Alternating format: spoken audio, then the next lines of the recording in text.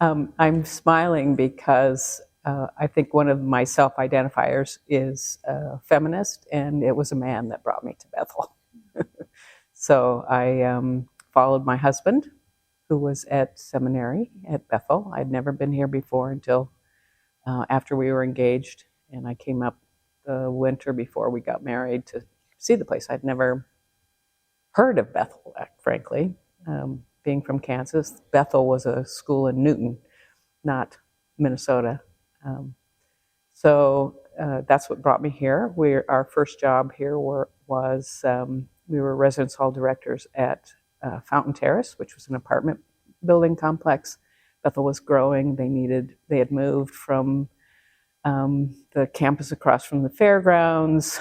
They needed housing, so they bought this apartment complex right across the interstate. And so we were the first resident directors over there, along with 3 other couples. So that was our first job here. And then I was asked by Mac Nettleton, who was basically, I'm not sure what his title was, but basically student affairs. He asked me to coach the women's basketball team. So that was my first paycheck, which was being the women's basketball team coach, and which I did for 2 years, and then applied for a job. They were advertising nationwide for a job in psychology, and that was where my master's was. I had come from Ottawa University in Kansas as an instructor in psychology, and so I applied and got the job, and was doing that at the same time that I was in grad school in a counseling and student personnel psychology program. So, and then academically went through the rankings, instructor, assistant, associate, full professor. But one of the things about Bethel is that I basically grew up here professionally and did all sorts of things. When I first came here, everybody was basically a utility player. So you might be a math professor during the year, but then you were in charge of laying and replacing carpet for the summer, or you were the paint team supervisor during the summer and taught biology during the year. So people did a lot of things in a lot of venues around Bethel. So over the years, and I've been, I would say, I was in administration. I was acting dean of the faculty. I was faculty development coordinator. I was director of the honors program for a short time. Ran the department. Was faculty moderator. Played noontime basketball. Did a little theater. Did a little singing under Bob Berglund and Denny Port when they did spring choirs. So official, unofficial roles kind of thing. Even played in the orchestra for when we did them all in the Night Visitors, and we did the Messiah, I think, for Festival of Christmas back in the 80s. So a lot. Well, it was novel to me because it was a Christian, a small school, Christian institution. And I would have described it as fairly parochial, and interested in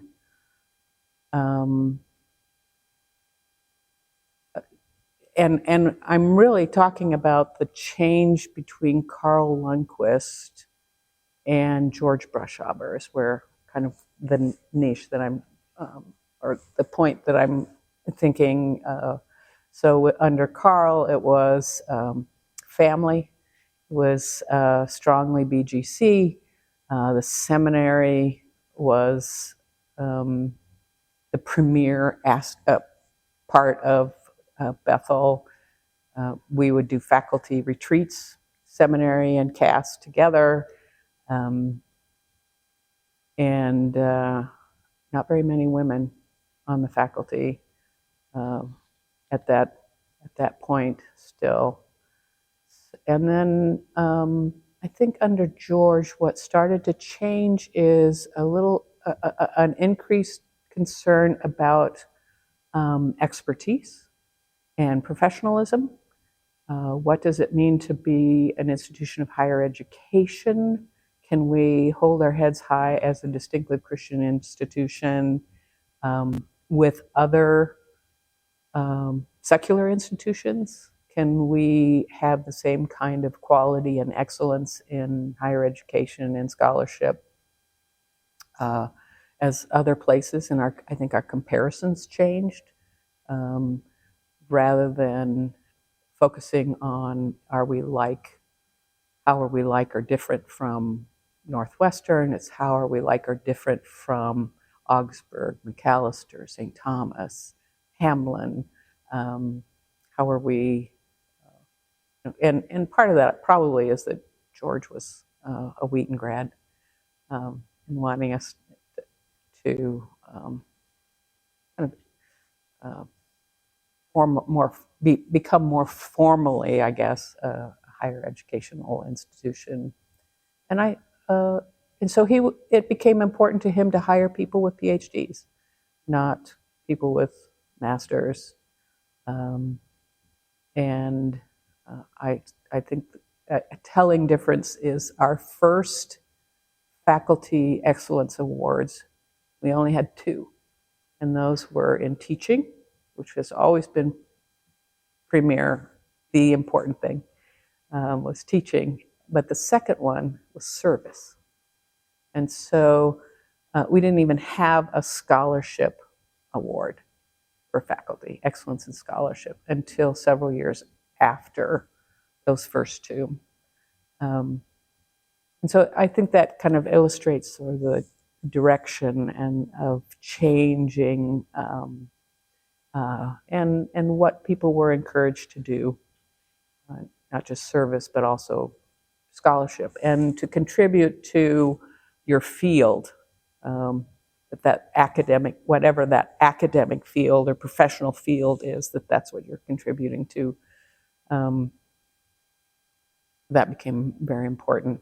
I'm smiling because I came to Bethel having just chaired the self-assessment committee for Title IX at Ottawa. And I came here and offered that service to Mac Nettleton, and he ignored it. His view of what was happening at Bethel in terms of women's athletics was, well, we have so many sports available for men per capita and so many sports for women, and women are not interested. So they have opportunities, but they have sufficient opportunities. But we, at the same time, the number of sports available to women and the number of sports available to men were way out of whack. Maybe 4 or 5 to 9, I think, something like that. But we had women's sports, right? When I was coaching, we had to practice at the old campus. Bethel still had the old campus, so we had to carpool down to the old campus, which is several miles down the road. We used our vans. We had to drive vans to games, away games. We ate at McDonald's. The boys' basketball team was, men's basketball team were eating at steak houses. We were eating at McDonald's. So there was, we ended up having games at odd times. You know, the men always played at 7. They always played, and the women played either generally in the afternoon before that, or later. But you know, the prime time was reserved for men. The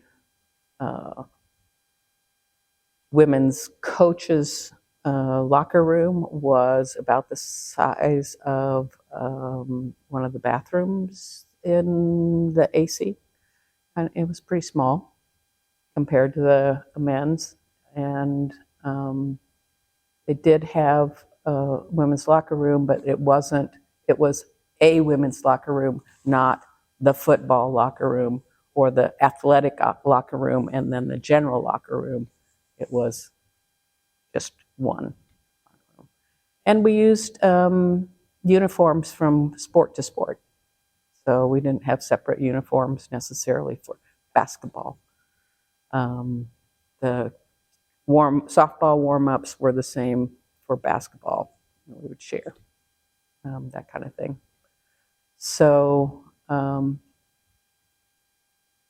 there were opportunities, but in terms of support, it was typical of that time period, I think, in terms of what was available for women to be involved in athletics. I would say it started changing with me because I was kind of a rabble rouser on occasion, and I would point out the injustice of things, and I knew Title IX back and forth, up and down, inside out, having led that committee at Ottawa. But then the torch was picked up by others who followed, who kept, sort of like the story of the woman who kept poking at the guy, saying, "Hey, don't forget me. Hey, don't forget me." Finally, it's like, okay.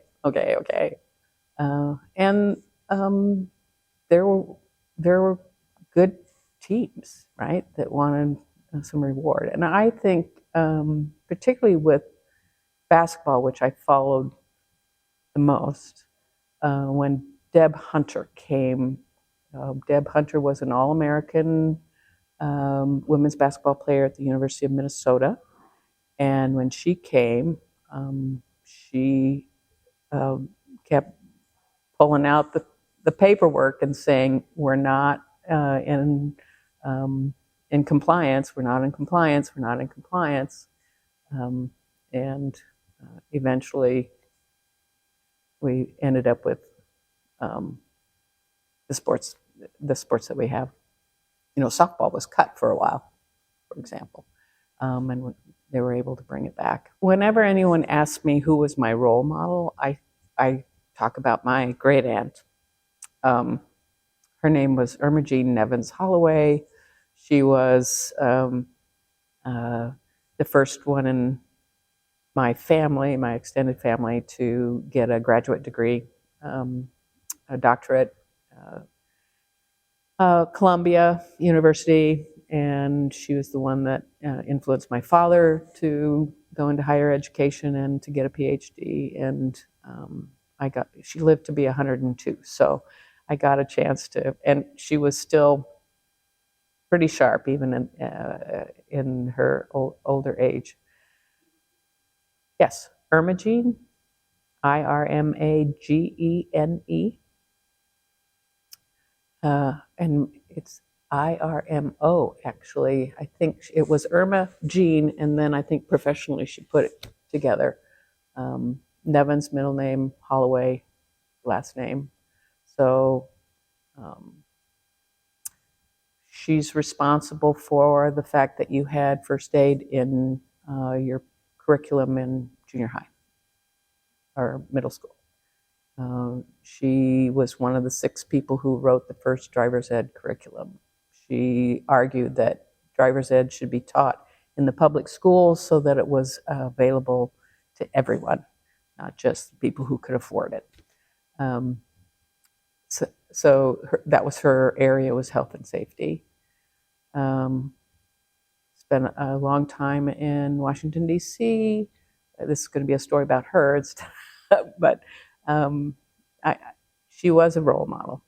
She would tell a story about going into a committee meeting when she was, I believe it was under Eisenhower, and the the rector said, well, we don't want you there because the men will be uncomfortable if they might say something that would be inappropriate for you to hear. And her response, she said, was, well, if it was inappropriate for me to hear, it was inappropriate for them to say it.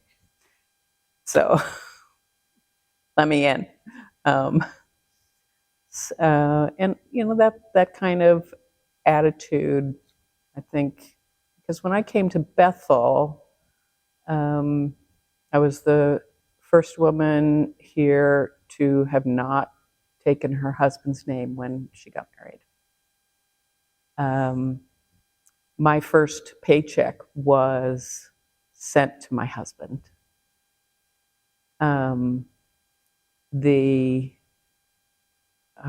In the rosters, which was the book that had everybody's picture in it and information about them, how you could get in touch with them, and in the back, for the student purposes, people were listed by first names in the back, so you could say, well, I met Ellie here. Which Ellie is this? And you could go to the picture and look it up. And spouses' names were listed, right? So everybody who was married to their spouse's name was listed. And they didn't know what to do with the fact that I was a Nevins and my now ex-husband was a Frederickson. So what do you do with that? So in terms of having people who were role models at here, I really didn't have any that I would consider this is the person who is mentoring me, who meets with me, who is supporting me, and in any kind of consistent way. On the other hand, I had people who encouraged me, right? Stan Anderson in philosophy. What I was bringing to Bethel at the time was an education. My PhD was in college student personnel psychology. So I was coming with an expertise that Stan Anderson, John Lawyer, Lorraine Idle, people who could see that having a place in faculty development, basically. And it was Lorraine Idle who encouraged me to go into become faculty development coordinator. John Lawyer chaired the committee for Spectrum and encouraged me. He had me write the first draft of that. I'd never done that before. Write the grant proposal for this. And I'm going, okay. And that was certainly wonderful nudging. I feel like there were faculty, particularly males, because there weren't that many females here when I first came, that had their feet on the ground here and could help me navigate higher education. And by that time, my father had died, so he wasn't around either to coach me. Spectrum was a Bush grant. Bush was a funding organization in Minnesota that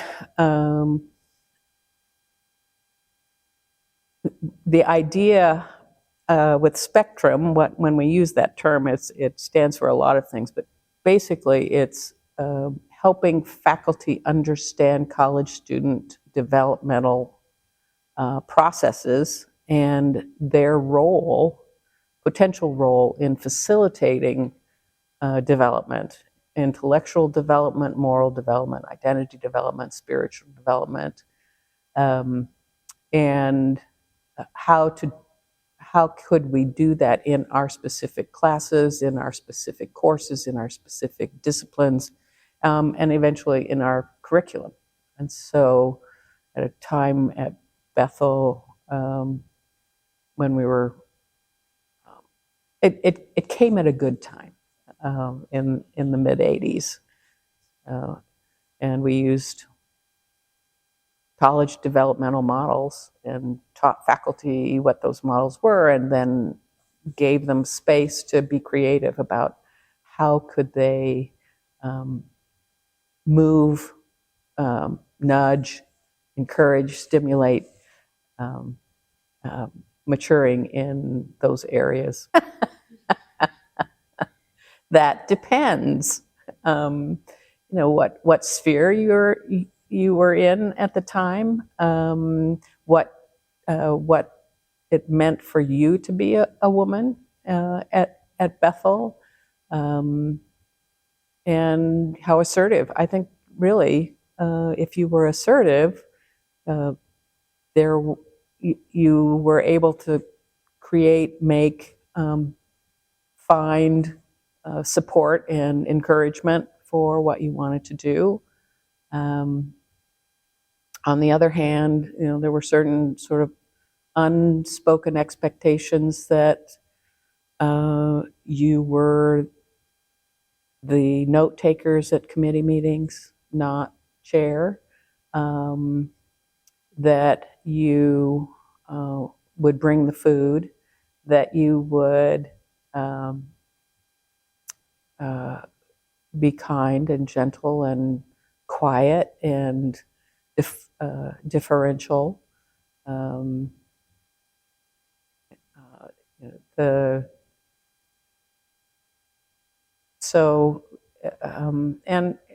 I think it's at this point too, it's a certain amount of, do I stand equally? Am I on par with my male colleagues? I think that's kind of what you might be asking, because I would say pay is one area where there was discrimination, and the flexibility for in terms of like having a family and the expectations. Did the expectations change? That was really, again, dependent upon your colleagues. So I am aware that there were departments that were willing to say to a female member of their department who had children, we'll give you courses in the middle of the day. That's when we'll schedule your courses, kind of thing. Or we won't assign or expect you to be here on a Saturday when we're doing an advising day or something like that. So there was, I think there were accommodations, but generally speaking, there were not accommodations. I mean, I think our Family Leave Act finally became a norm just this last year or two. So,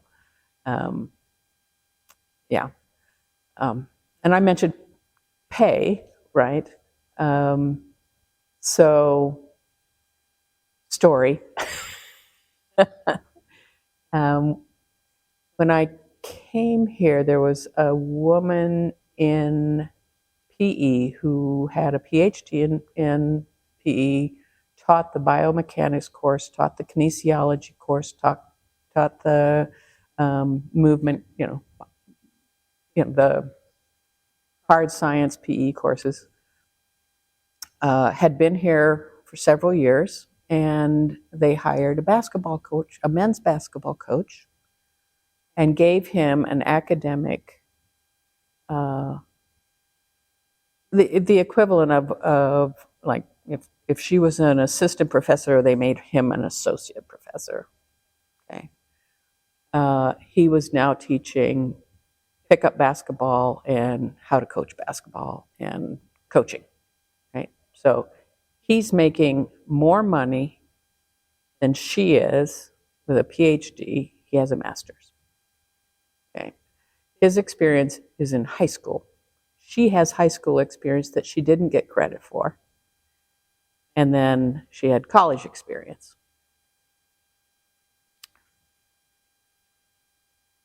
She pointed this out. There was not a response, and she sued Bethel. And I'm aware that they settled, and that she left Bethel and went on at Bethel's expense. This is something that was never outright said, because I'm sure that there was a confidentiality form that was signed, but she went to med school, and then a psychiatric residency. Okay. Following that, I'm aware that a study was done on the differential pay, that the report was done by Claire Comandin, I believe, and I don't know how to spell that, and that this was George Brushaber asked that it be done, and that he didn't want any copies. He just wanted one copy, and it would go to him. Not long after that, I received a letter saying that I was getting a raise in the middle of the semester. And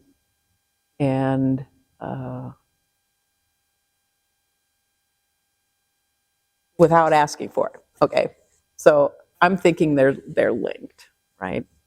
So the point in telling the story is, I think for a long time the attitude was we had no pay scale.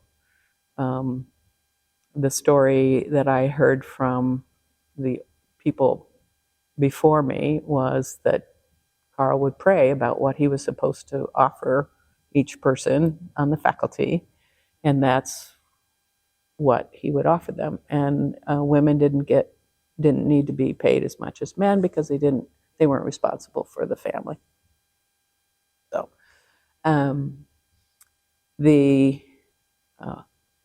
what's positive, of course, is that George is saying this is a problem.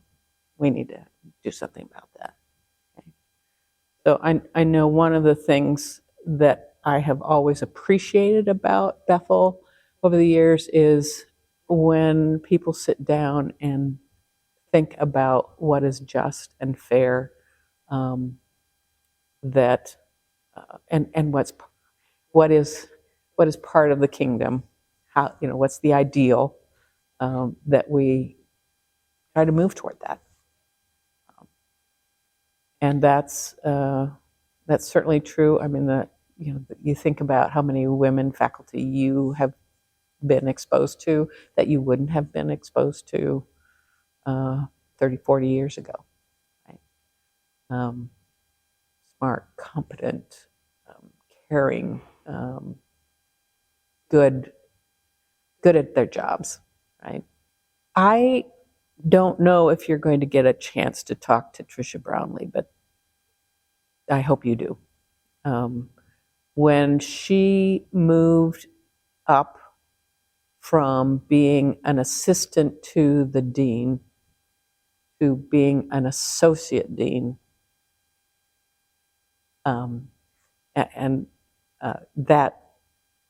that was a transitional moment, right?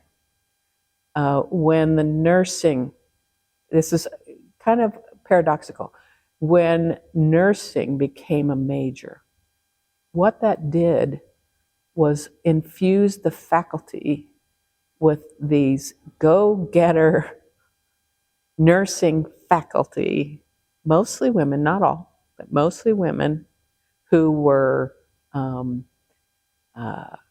led by Eleanor Edmond, who wanted her departmental faculty to be actively involved in the entire school. And so they were. And it was an infusion of estrogen in a way that I think, sort of got people off their bums and doing things, right? Uh, and, uh, committees became more accomplished, I think, in the work that we did. Things were thought through, things were more organized, things didn't sit, on the back shelf for 2, 3, 4, X number of years. They got taken off the shelf. They were great at getting things done. So I think that when Laurel Bunker was hired as our first female campus pastor, head campus pastor during my time. I don't know about the history before that. You'll get to find that out, right? I think that was a big deal for us. When we got gender studies minor passed, and we've had setbacks too. The women, Carol Craig and some others in English wanted to have us adopt a gender-neutral standard as our default for our publications, our memos, just that became a matter of course, and that failed. That never passed the faculty. Got past the general faculty. So, back 2 steps forward, 1 step back, but notice it's, we keep moving forward, I think. Getting my Women's Lives, Women's Choices class approved. They didn't want to approve it. Oh, excuse me. Some people on the committee didn't want to approve it. And Bill Johnson came to me in the hallway and said, "So can men take this class?" And I said, "Absolutely. They need to take it more than the women do." And that seemed to have made the difference. So, and I consider that the first women's studies class here. And the last thing I think I want to talk about in answering that question is when I came here, there was a young man by the name of John Piper in our biblical studies department, and a young man by the name of Wayne Grudem in our biblical studies department. At the time, there were no women in the department.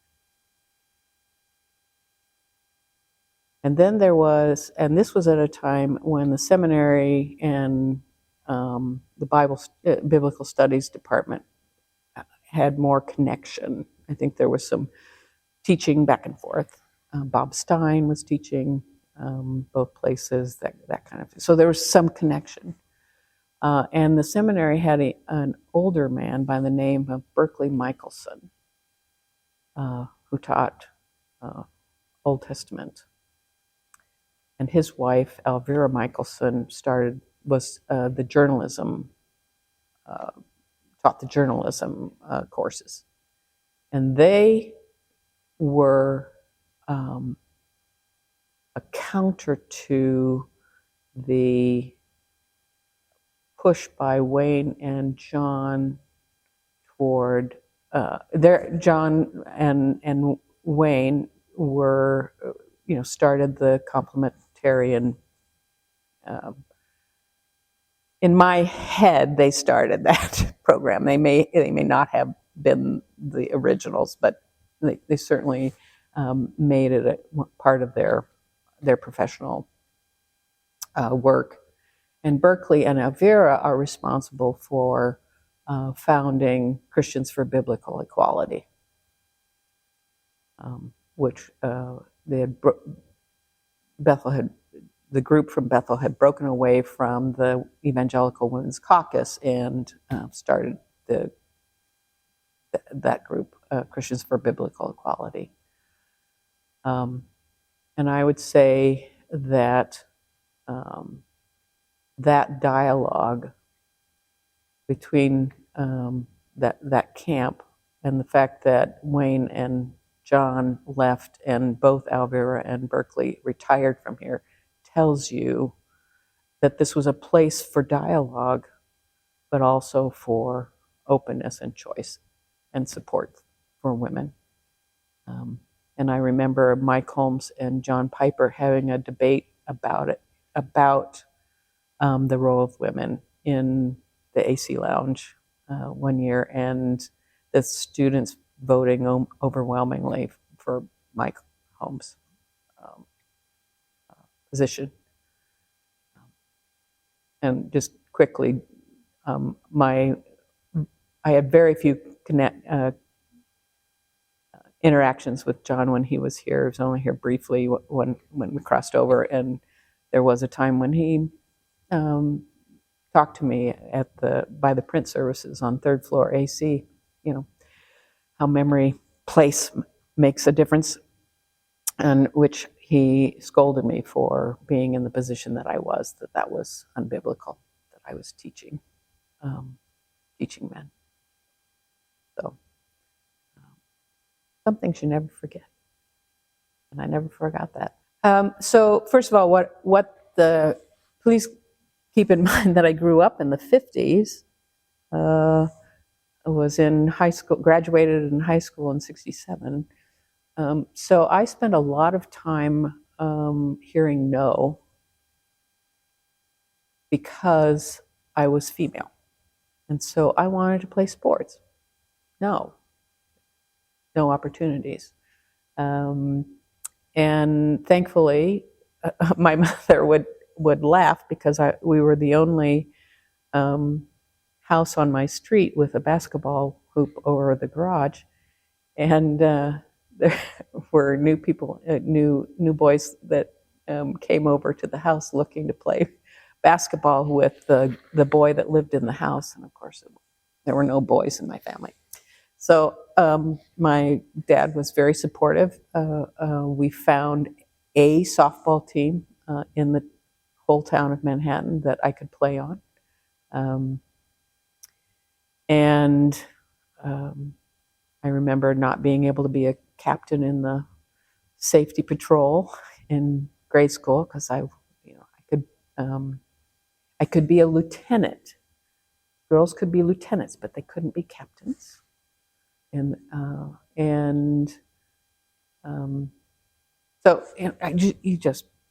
there are a lot of things that we couldn't do because we were female, and I kept saying, but why? I don't understand. Why can't I take shop? Why can't I take metalworking? This is what I want to learn how to do.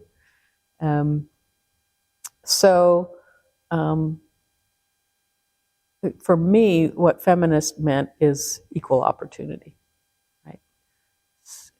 And less about divine, this is what you have to do and this is what you have to do. And for me, as a psychologist, it's about what are you good at? Well, then that's what you're called to do, is what you're good at.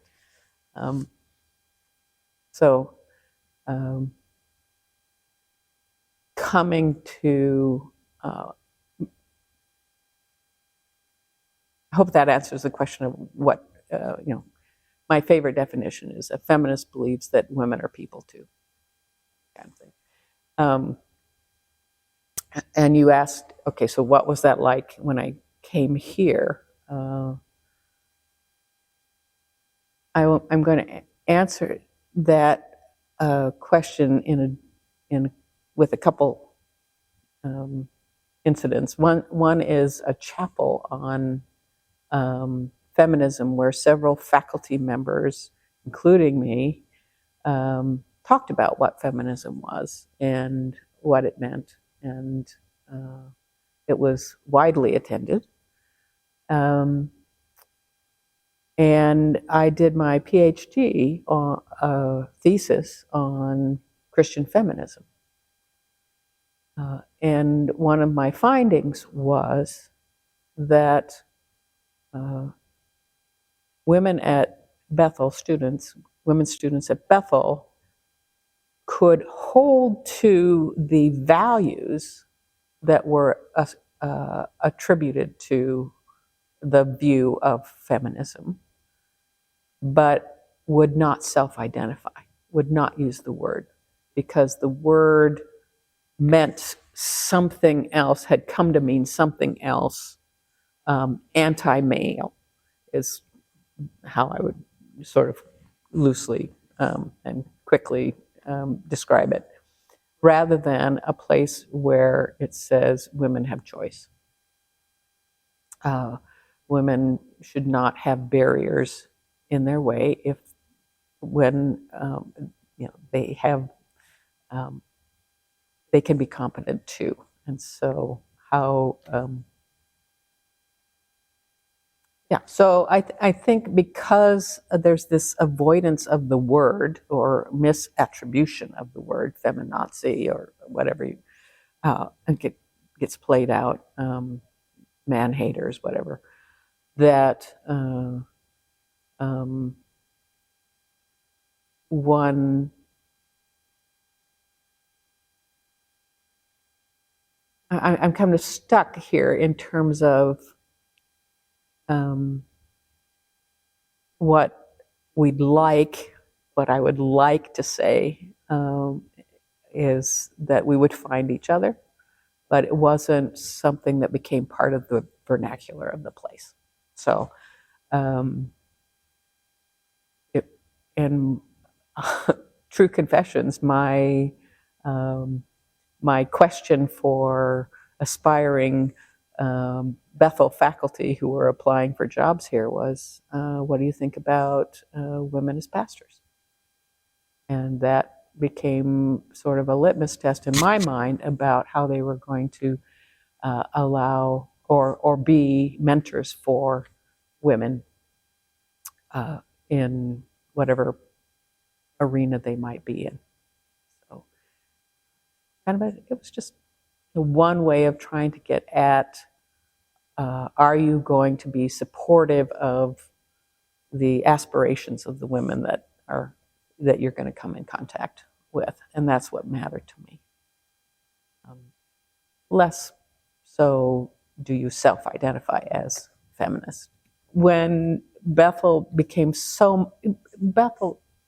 was such a large chunk of my life, of my time, of my, not just every day, but, year round. Bethel was my community. And my experiences in church, well, that's probably not a good comparison. If I were to say, were there places where my experience as a woman felt easier? Maybe I'm rephrasing your question, but I would say that as a mediator, and I still do mediations, the model in divorce and family mediation is co-mediation, and you have a male and you have a female, and you're trying to balance the table in divorce situations. And so I was on an equal plane with my colleagues and worked best with people who we played not about our genders at that, once we were at the table, it was not about our genders, it was about who was tracking and who wasn't. And in those kinds of situations, being highly empathic as a psychologist actually put me oftentimes in a position of understanding what was going on with the couple in ways that the attorney, because we were psychologist attorney, male, female, wasn't picking up on. And it felt there was value. I guess that's kind of the word, is feeling valued. And that's not to say that I haven't felt or been valued at Bethel, it feels like you have to work harder at it. And the difficulty is that the standards can change. And that's what has evolved, I think, is what do we value? Does it matter? If you're a woman with a PhD in 1980 and you're a woman with a PhD in 2020, this one's more rare. And depending on the environment, more esteemed. See what I'm saying?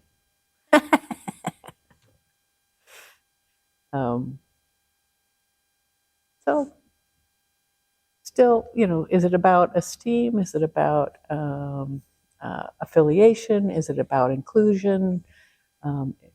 Is it about valuing what we have to say, what our perspectives are? Are we listening to each other? That's oftentimes what waxes and wanes. Or is anyone asking, what's your opinion, right? I would say that with the changes, I think Bethel's, the sense of community that we had being smaller, probably almost 1,000 students smaller,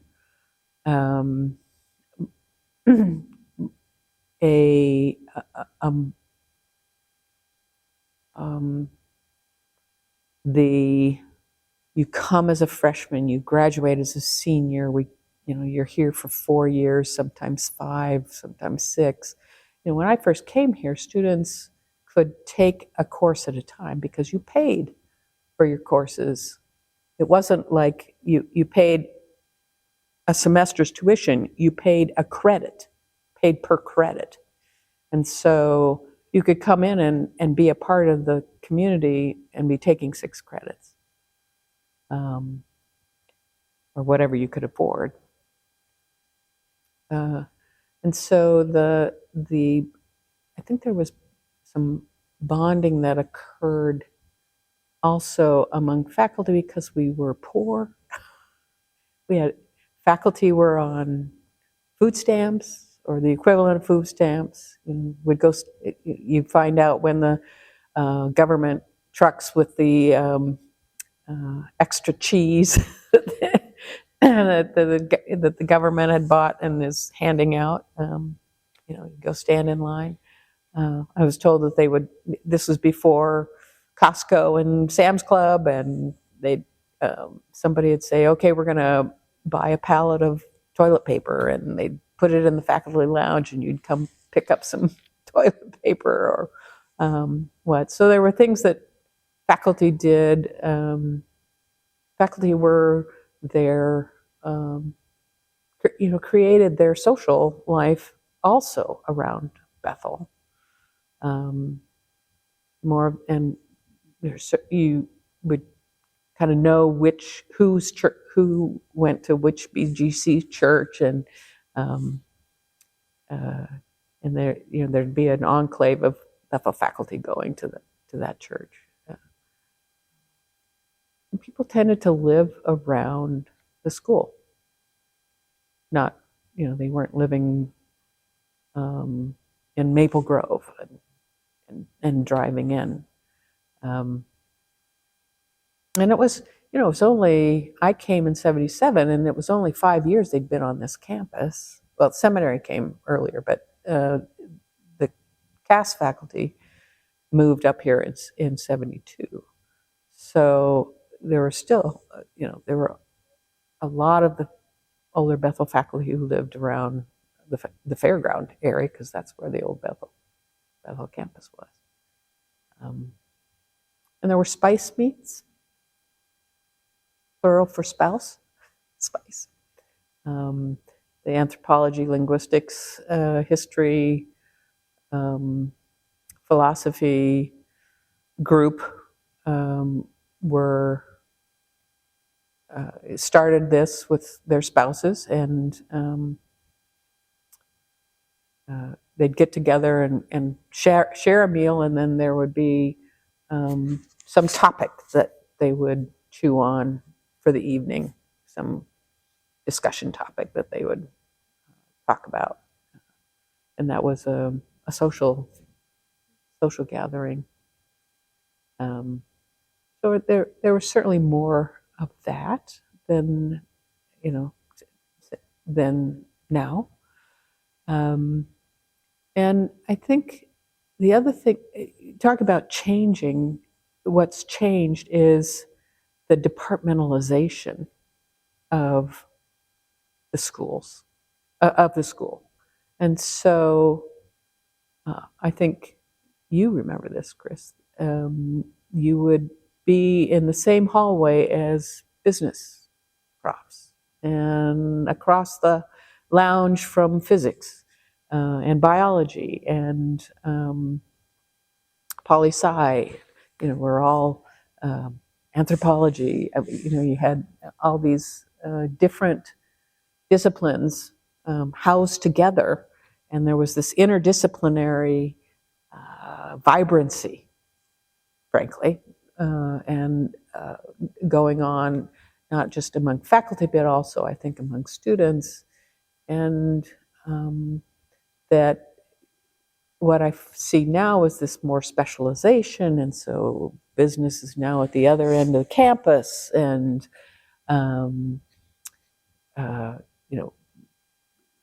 we don't have that intermingling, cross-pollination that was happening, I think, back when we had a faculty lounge and people had time to have lunch with each other and would spend their day here. When we added PACE and started teaching evening classes, that was another change. Affected the social ethos of the place, because there are people who we wouldn't see because they taught at night and you taught during the day, kind of thing. So there's a few things coming to mind. Yeah, when I came here, we had a dean of men and a dean of women.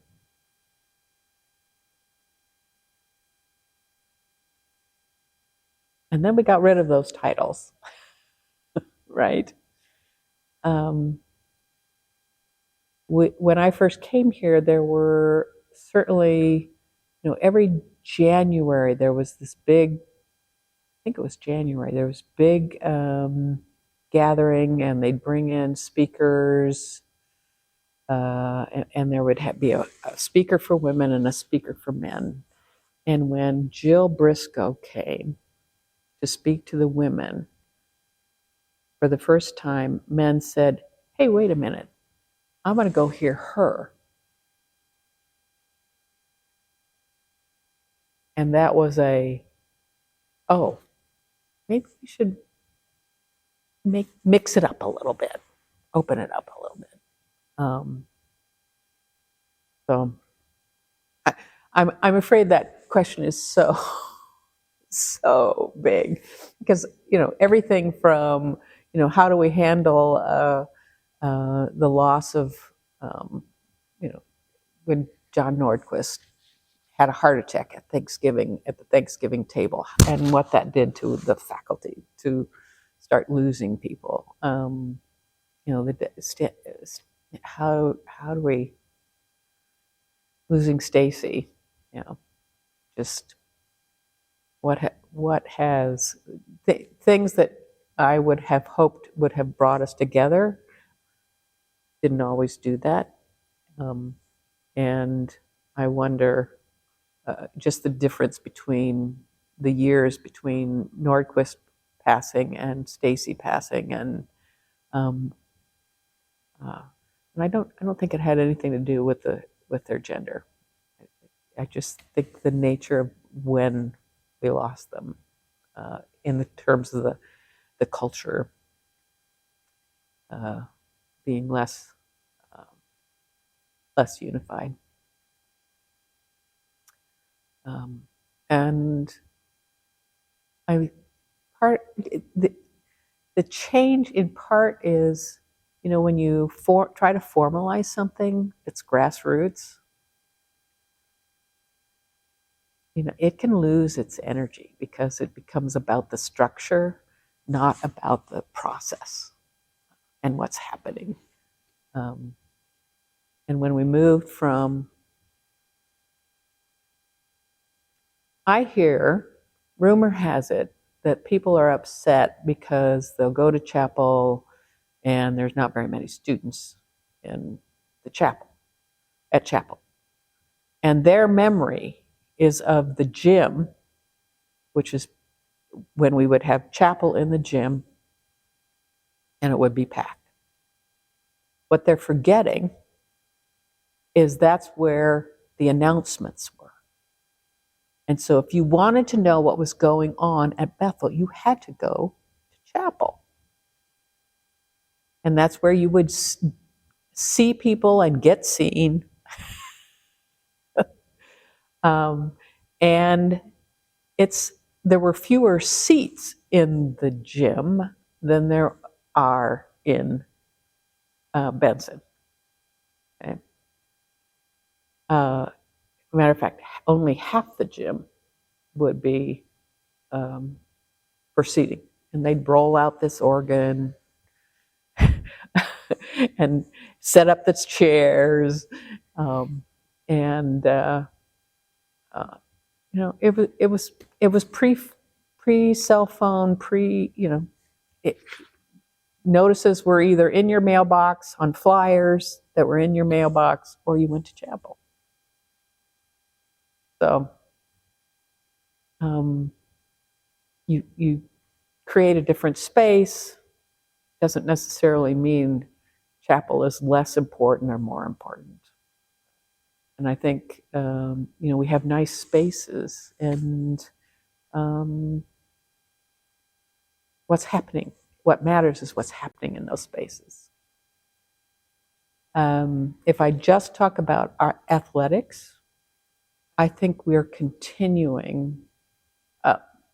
Athletics for women is a matter of course. I just finished watching the Olympic trials for swimming and track, and you're looking at these women who are doing incredible things that wouldn't have happened in if it was happening in the 60s and 70s, it was happening in a specialized, very specialized place.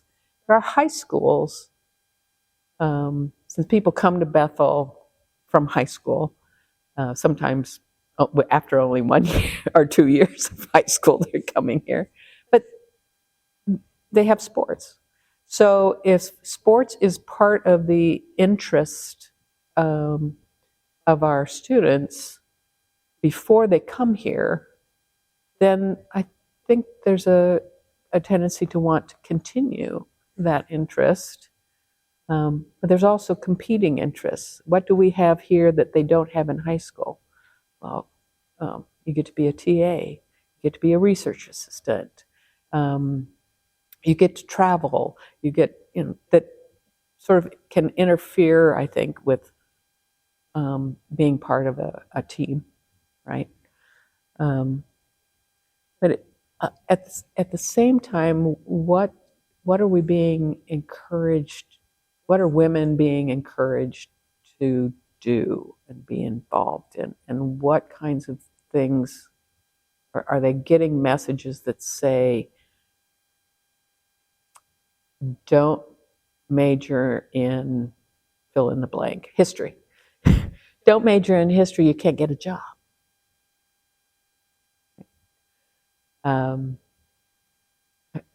I sense that there's a push for the vocationalization of college degrees.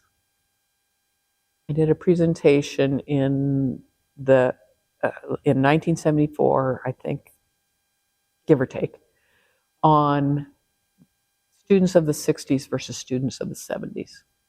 And there was some research that was done that identified basically 4, and this was at secular schools, but I think that it applies to Bethel too, that there are different cultures in college student, in the college student realm, and that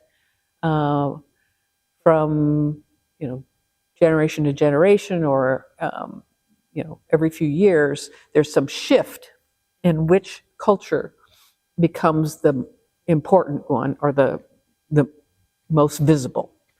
And those cultures, the cultures are vocational. I go to school to get a job.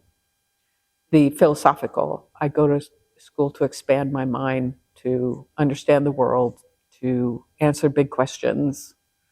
I go to school to have fun. And I go to school to be a revolutionary.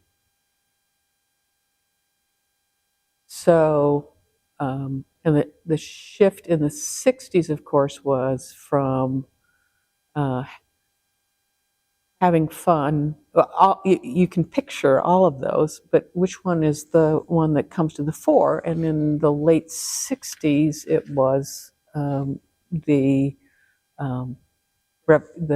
hippie revolution kind of thing. And that was from a vocational, because after what I'm telling you, history majors, people, this, you can see that, right? As that's changing. And so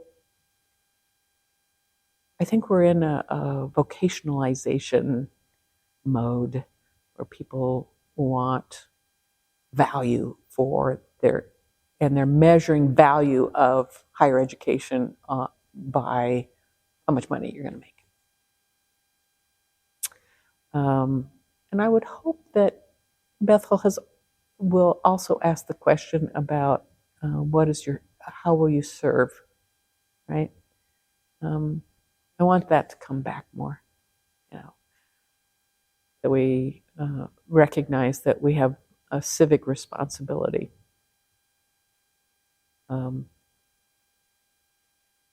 Not just an economic need for higher education. I have written about this, and it comes out of just my life experience, and that is that I wish we could value alternative perspectives. I wish we could honor the ways of seeing that other people have, and that we could figure out the value that comes from listening and trying to find how to understand something or someone or a problem, coming up with solutions by listening to everybody's perspective and finding what the common interests are and saying, okay, we need to find a way that's, whether it's, immigration or, pick a topic, pick an abstract concept. How do we understand that? I only see in part. You only see in part. And if we see exactly the same way, we're not really learning anything about what it is that we're looking at. We're just confirming, it's confirmation bias. I need to understand what matters to somebody who's looking at this from a different point of view, so that I can understand better how we can move forward. And I don't see that happening. We do not embrace learning and seeing things from other people's perspectives. And I feel like Bethel has, certainly in my heyday, right? The conversations in the faculty lounge, the things we would have, the feminism panel discussion, right? The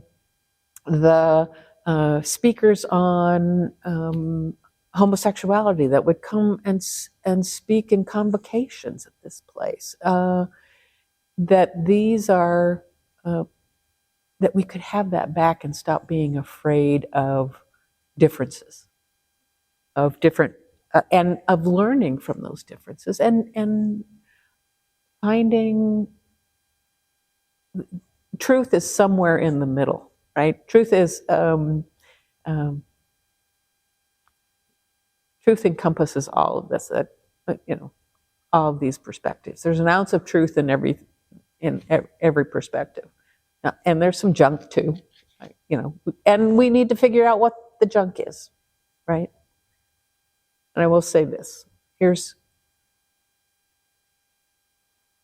I was asked and didn't respond to the clearing when they asked me what was my favorite memory, a memory of Bethel. And I will say it was when Bethel hosted Soul Force. Soul Force was a movement.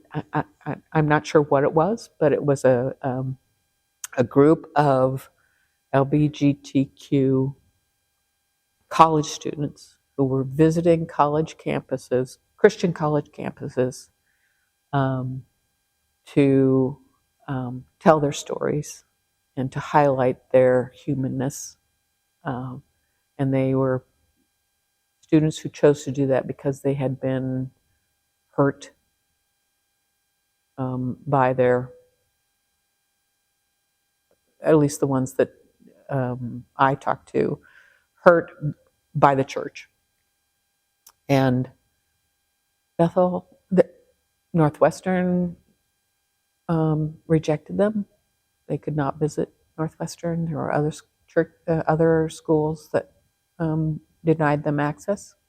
But Bethel said, "We welcome you." There was a lot of planning in that. There was a lot of risk. There was a lot of pushback. And yet, what I saw was the hospitality that I thought represented the pietistic roots of Bethel. That we welcome the stranger.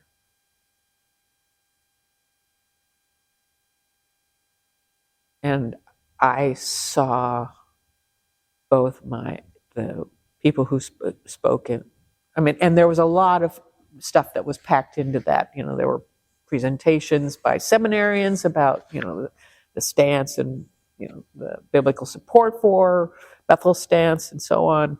But we were hospitable to them. That was probably one of those times when you go, that's my Bethel. Well, this was wonderful. Thank you so much. Sure.